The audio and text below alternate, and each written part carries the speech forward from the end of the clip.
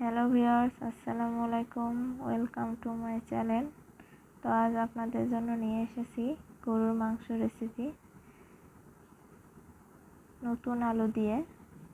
তো আশা করি আপনাদের কাছে ভালো লাগবে। চলুন দেখে নেওয়া যাক কী কী থাকছে। আমি গরুর মাংসটি ধুয়ে নিয়েছি খুব ভালোভাবে।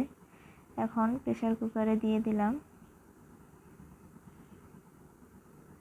এবারে 1 কাপ পরিমাণ পেঁয়াজ কুচি দিয়ে দিলাম, আদা বাটা 1 চামচ, রসুন বাটা 1 চামচ, 3 থেকে 4টা দারচিনি, 4টা সাদা এলাচ, 1টা কালো এলাচ, 4-5টা শুকনো মরিচ, 2 টেবিল চামচ লবণ, 2 টেবিল চামচ মরিচের গুঁড়া, হলুদের গুঁড়া 2 টেবিল চামচ, 1 টেবিল চামচ মশলা গুঁড়া, পরিমাণ মতো তেল, যার যতটুকু লাগে দিয়ে দিবেন।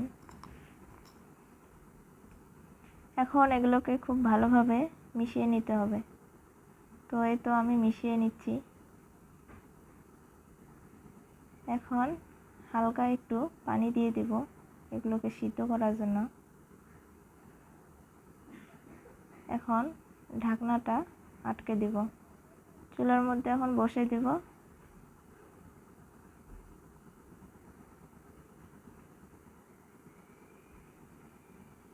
এই তো দেখতেই পাচ্ছেন সিটি দিচ্ছে। আমি ঠিক 5-6টা সিটি দিয়ে নিব।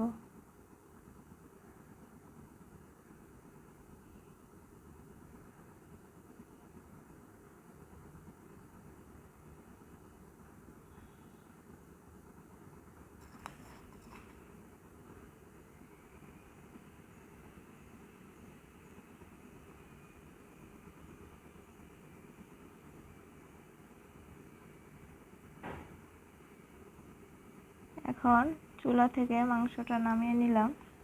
নিয়ে আরেকটি পাত্রে আমি মাংসটা ঢেলে নিয়েছি। তারপর আবার চুলার মধ্যে বসিয়ে দিয়েছে এটাকে ভালোভাবে কষানোর জন্য।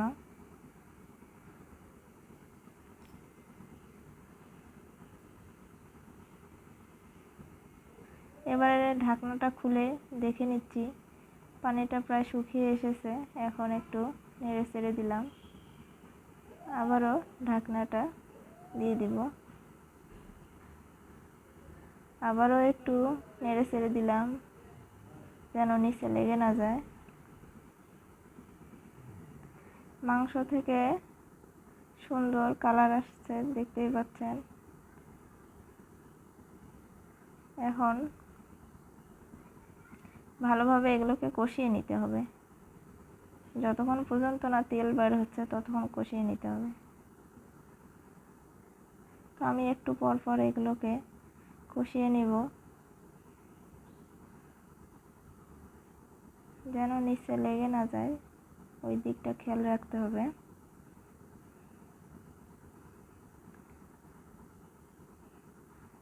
তো আপনারাও ভালোভাবে কষিয়ে নেবেন। মাংস যত কষাবেন তত টেস্ট, এটা সবাই জানেন।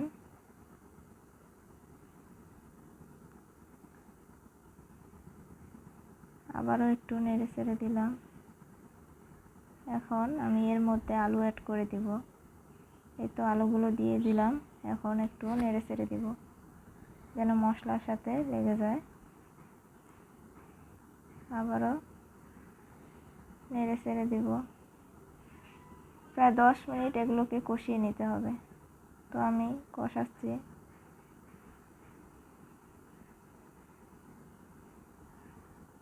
দেখতেই পারছেন কত সুন্দর কালার এসেছে।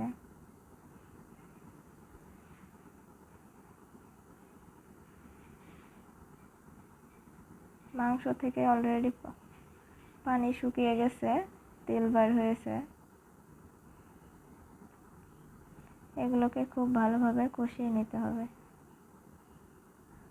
এই তো দেখতেই পাচ্ছেন অনেক সুন্দর হয়েছে।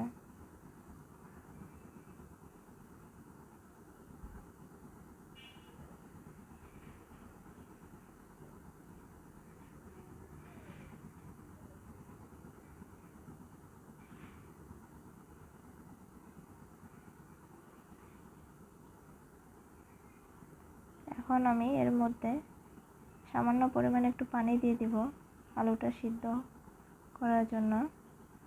মাংসটা অলরেডি সিদ্ধ হয়ে আছে প্রেসার কুকারে সিটি দেওয়ার কারণে। ঢাকনাটা দিয়ে দিলাম। এবার ঢাকনাটা তুলে মাংসটা একটু নেড়ে চেড়ে দেব যেন নিচে লেগে না যায়, এই দিকটা খেয়াল রাখতে হবে।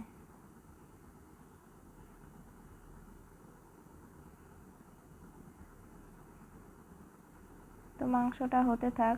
যদি আমার ভিডিওটি ভালো লেগে থাকে তো লাইক কমেন্ট শেয়ার করতে ভুলবেন না, আর অবশ্যই সাবস্ক্রাইব করে দিবেন।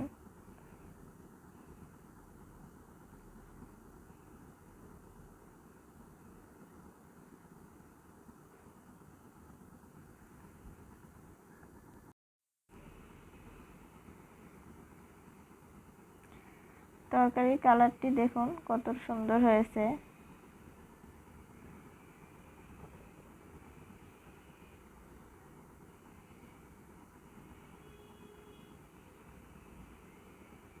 এখন সামান্য পরিমাণ জিরে বাটা, এগুলো আমি আগে থেকে ভেজে ডলে রেখেছিলাম, সেগুলোই দিয়ে দিলাম।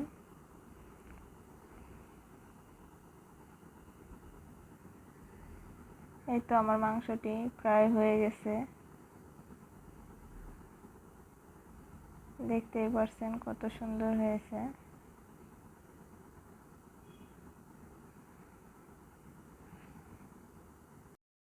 ভালো থাকবেন, সুস্থ থাকবেন, আর আমাদের জন্য দোয়া করবেন সবাই।